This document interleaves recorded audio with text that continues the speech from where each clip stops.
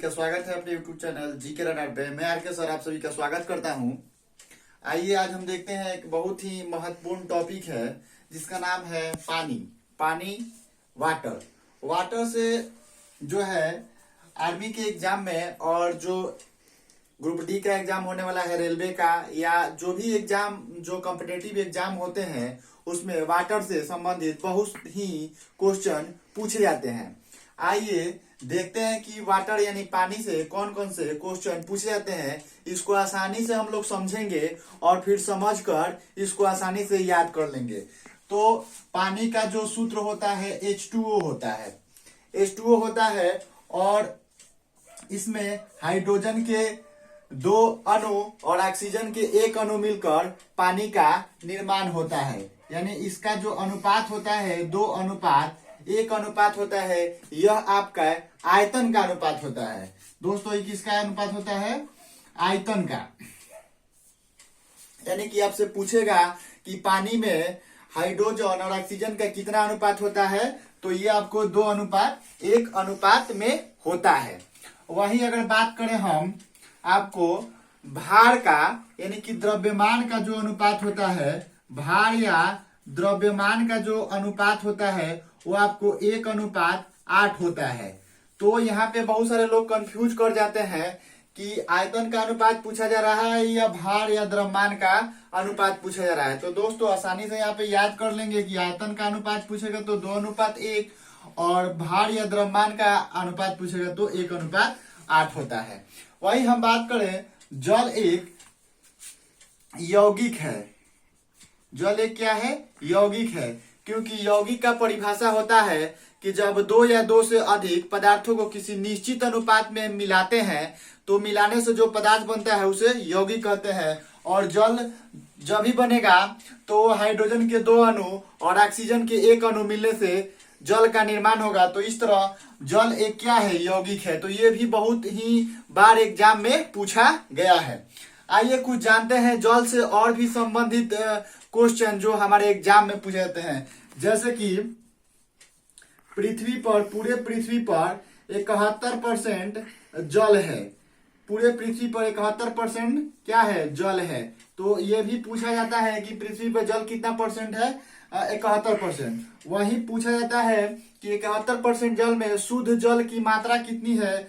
तो ये आपको 2.5 से 3% जो जल है वह शुद्ध है। क्या है?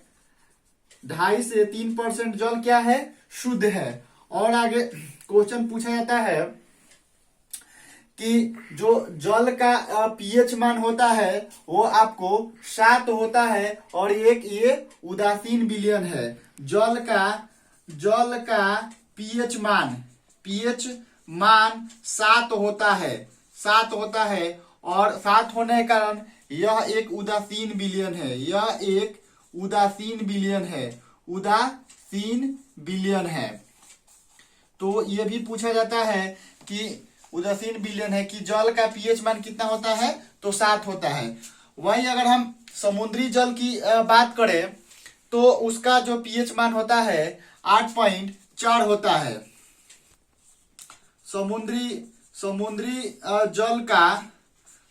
जल का पीएच मान की हम बात करें तो 8.4 होता है। समुद्री जल का पीएच मान जो होता है 8.4 होता है। तो ये भी हमारे क्वेश्चन में पूछे जाते हैं।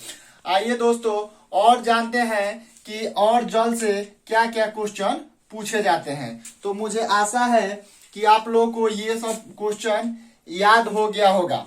आइए और आगे देखते हैं जल से क्या क्या क्वेश्चन एग्जाम में पूछे जाते हैं। तो दोस्तों ये तो आप लोग को याद हो गया होगा। अब देखिए जल आपको 2 प्रकार का होता है। एक होता है मृदु जल और एक होता है आपको कठोर जल। अब कभी कभी एग्जाम में पूछ देता है कि मृदु जल किसे कहते हैं। तो दोस्तों जो जल साबुन के साथ झाग आसानी से बनाता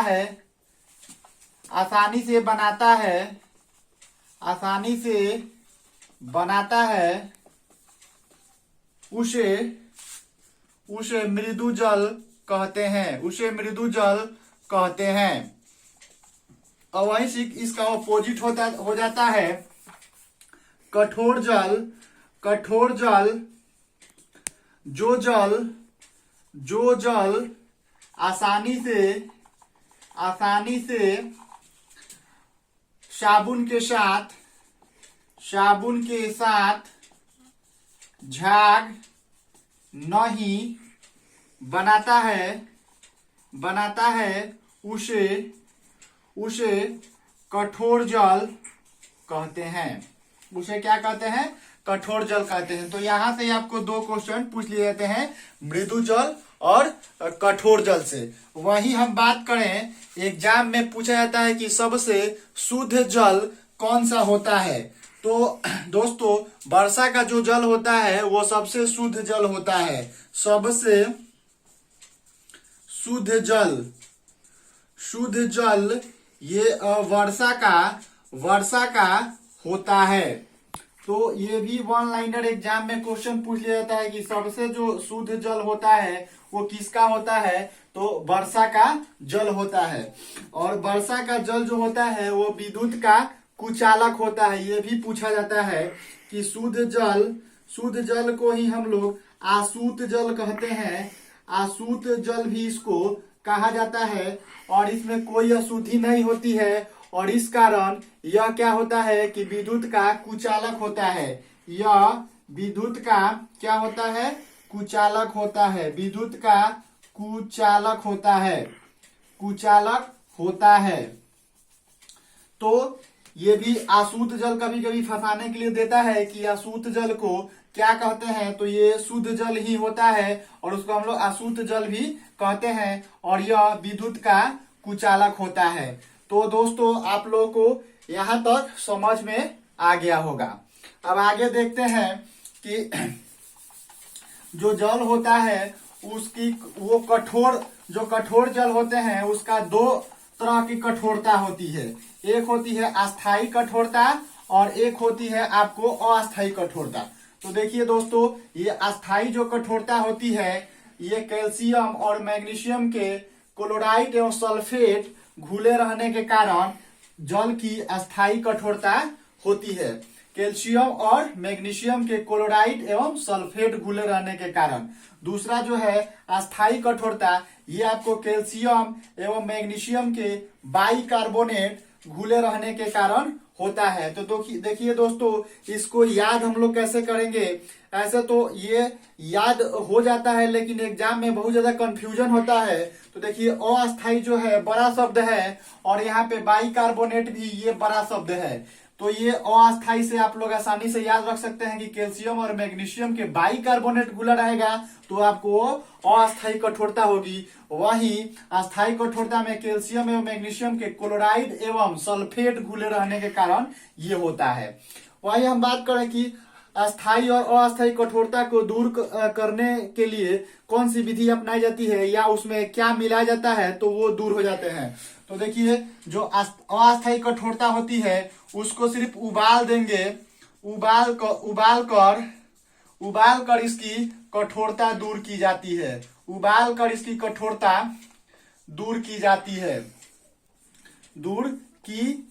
है। तो ये पूछता है एग्जाम में कि जल की अस्थाई कठोरता कैसे दूर की जाती है।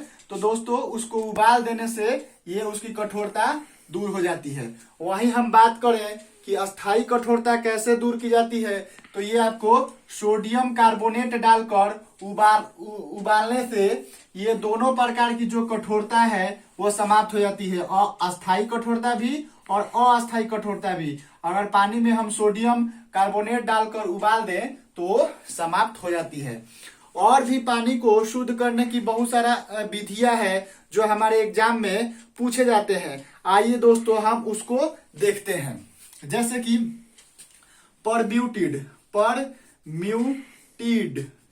परम्यूटेड विधि, यह भी एक विधि है जिसके द्वारा जल को शुद्ध किया जाता है। जल को शुद्ध किया जाता है। तो ये भी पूछता है कि परम्यूटेड जल को शुद्ध करने की जो विधि है, किस विधि द्वारा शुद्ध किया जाता है, तो उसको हम लोग परम्यूटेड विधि कहते हैं। तो इसको भी आप लोग याद रखिए कि जल को शुद्ध करने के लिए परम्यूटेड विधि का प्रयोग किया जाता है। और देखिए, जल को शुद्ध करने के लिए हम लोग फिटकिरी का भी प्रयोग करते हैं, और ओजोन जो होता है वो भी जल का जो है आपको शुद्ध करता है, और क्लोरीन से भी जल को शुद्ध किया जाता है। तो इस तरह दोस्तों आप लोग ओजोन फिटकिरी जिसको हम लोग पोटास एलम कहते हैं, पोटास एलम इसको कहा जाता है, फिटकिरी को पोटास एलम कहा जाता है। और क्लोरीन जिसका संकेत Cl होता है, और ओजोन का सूत्र आपको होता है O3, यह ऑक्सीजन का एक अपरूप है। और फिटकिरी जो कि जिसको हम लोग पोटास एलम कहते हैं, इसका सूत्र होता है K2SO4 Al2SO4 का होल थ्राइस इंटू 24H2O।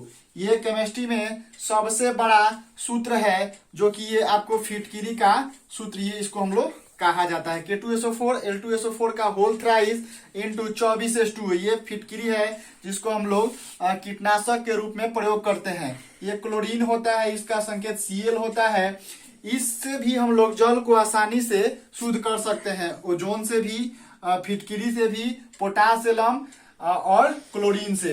तो ये भी हमारे एग्जाम में पूछा जाता है कि जल को शुद्ध करने के लिए और किस किस चीजों का प्रयोग किया जाता है। तो मुझे आशा है कि दोस्तों आप लोगों को ये सब चीजें याद हो गया होगा। इस वीडियो को आप लोग 2-3 बार देखिएगा तो आप लोग को आसानी से याद हो जाएगा।